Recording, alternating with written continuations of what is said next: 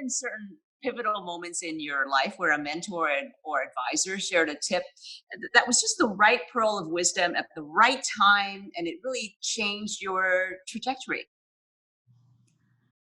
Well, I have to tell you, it started in college.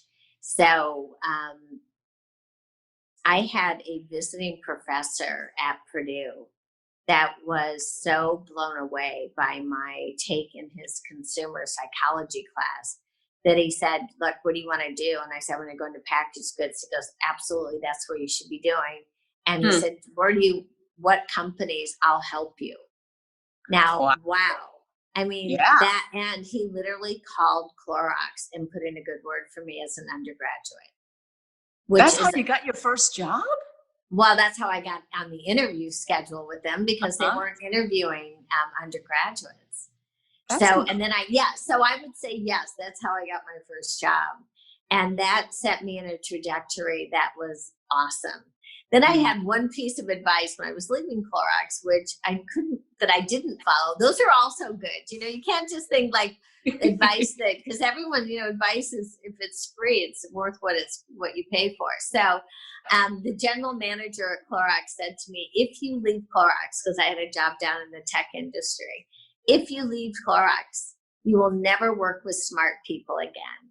So I remember mulling that around and thinking, I wasn't going to say anything against him because he was bigger than me. He was intimidating. And they literally, when I was there, had one of those doors that had no handles. Like he controlled it under the desk and he had pressed the Oh. button. So I couldn't leave anyway.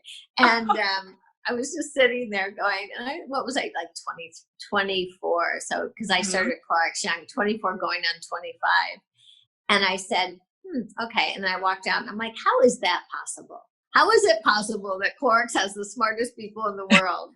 So I just thought I would ignore that. What I did know, at least at that time, none of the quote unquote smartest people in the world were women above me. So that I did know, Mm. which is also another thing you should always look at. If you don't see yourself above, when you look up, you're probably Mhm. not going to be going up there yourself unless Mm. there's radical changes. And Mhm. I remember after pets and before figuring out what I wanted to do, and I was doing some consulting work, and I was saying to my youngest sister, I don't know, maybe I just don't have it anymore.